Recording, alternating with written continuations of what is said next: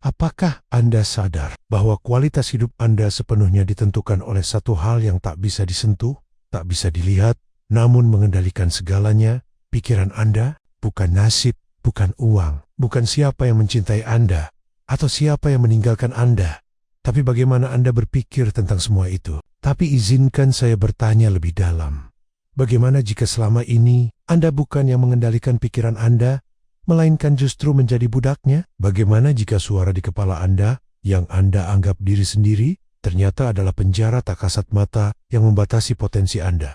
Setiap hari, kaisar yang memimpin kekaisaran Romawi, Marcus Aurelius, menulis kebijaksanaan abadi dalam sepi malamnya, pernah berkata, kehidupan manusia adalah sebagaimana pikiran yang dimilikinya. Namun, di zaman ini, pikiran Anda tak lagi milik Anda. Ia dibentuk oleh algoritma, dipenuhi oleh ilusi, dan diburu oleh kebisingan konstan. Dan inilah ironi yang menyakitkan. Satu-satunya hal yang bisa Anda kuasai sepenuhnya adalah hal pertama yang Anda abaikan. Lalu, bagaimana kita sampai di titik ini? Mari kita ungkap akar tersembunyi dari kekacauan mental yang telah diwariskan selama berabad-abad. Halo semua, kembali lagi di Stoic Street. Sebelum kita masuk ke pembahasan kali ini, pastikan Anda tekan tombol subscribe agar tidak terlewat video lainnya. Terima kasih. Sekarang mari kita mulai. Masalahnya sederhana, tapi tersembunyi rapat. Kita hidup dalam ilusi bahwa dunia luar menentukan nilai diri kita, bahwa apa yang terjadi di luar lebih penting dari apa yang terjadi di dalam kepala kita sendiri.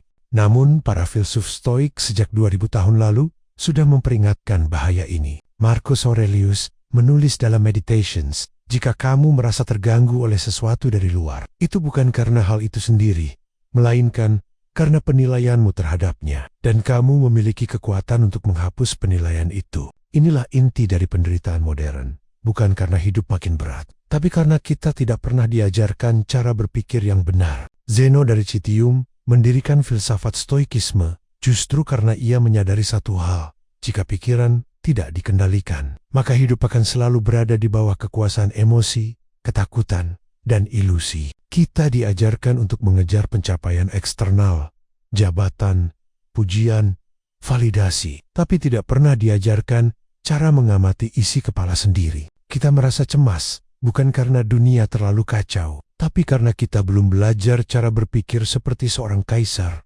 tenang, jernih, dan sadar penuh atas batinnya. Dan selama Anda masih mengabaikan siapa yang seharusnya menjadi penguasa di dalam kepala Anda, maka hidup Anda akan dikuasai oleh segalanya, kecuali diri Anda sendiri. Tapi konsekuensinya jauh lebih dalam dari sekadar kecemasan. Ini soal bagaimana seluruh realitas Anda sedang dibentuk oleh narasi yang salah. Ketika Anda kehilangan kendali atas pikiran, Anda bukan hanya kehilangan ketenangan, Anda kehilangan arah hidup.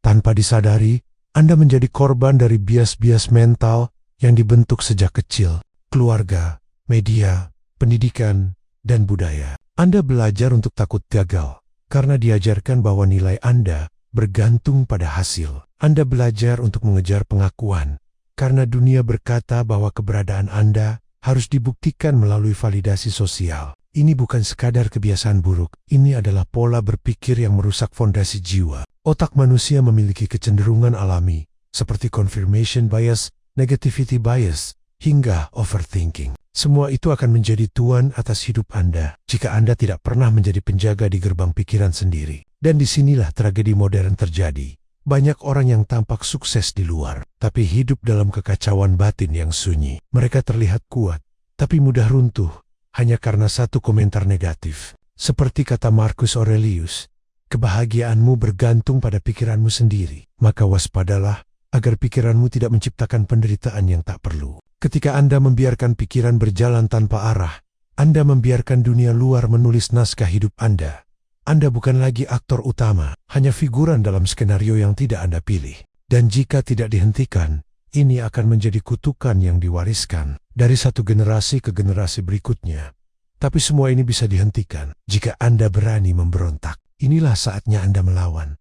Bukan melawan dunia luar, tapi melawan bentuk perbudakan yang paling halus.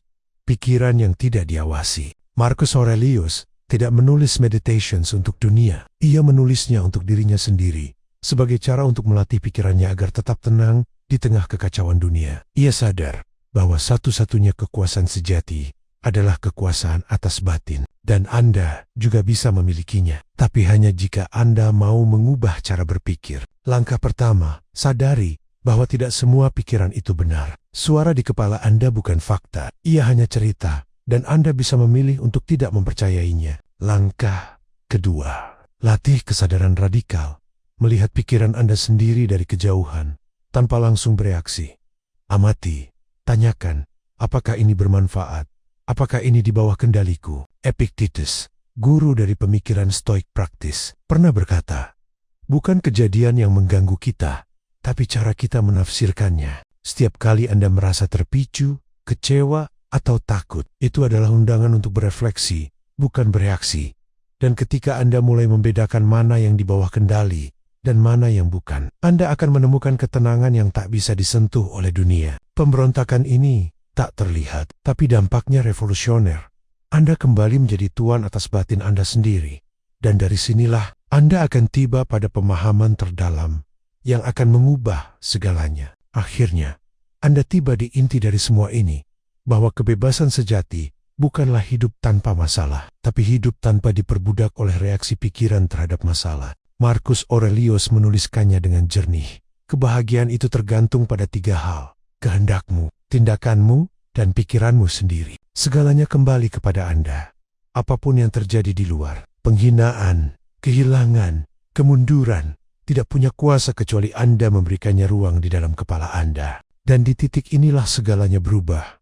Saat Anda benar-benar memahami bahwa tidak ada yang bisa menyentuh batin Anda tanpa izin Anda, maka dunia kehilangan cengkeramannya. Anda tidak lagi dikendalikan oleh opini orang lain, tren sosial, atau ketakutan masa depan. Anda menjadi bebas, bukan karena dunia berubah, tapi karena cara Anda memandang dunia telah berevolusi. Jadi sekarang saya tanya, jika pikiran Anda memiliki kekuatan sebesar ini, mengapa Anda terus membiarkannya liar? Tulislah di komentar, apa pengalaman Anda ketika pikiran Anda mengambil alih hidup Anda, dan bagaimana Anda mulai merebut kendali itu kembali. Lalu tonton video berikutnya, karena di sana kita akan mengungkap rahasia berikutnya yang bisa benar-benar membebaskan jiwa Anda sepenuhnya. Terima kasih sudah menonton video ini, dan sampai jumpa di video selanjutnya.